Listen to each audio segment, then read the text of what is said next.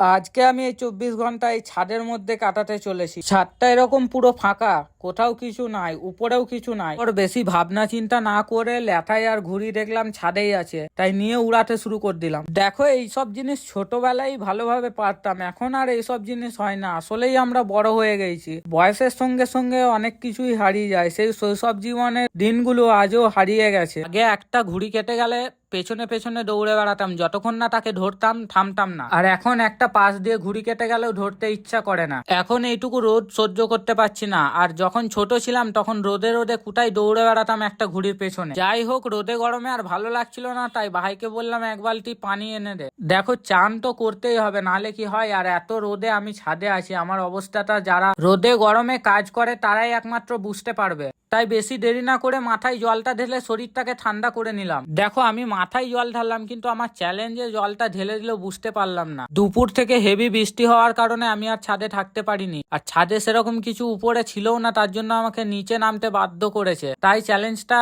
সম্পূর্ণ করতে পারিনি। চ্যালেঞ্জটা কোনো একদিন সম্পূর্ণ করব আবার। তো আরো কি কি চ্যালেঞ্জ দেখতে চাও তোমরা অবশ্যই কমেন্টে জানিও। বাই।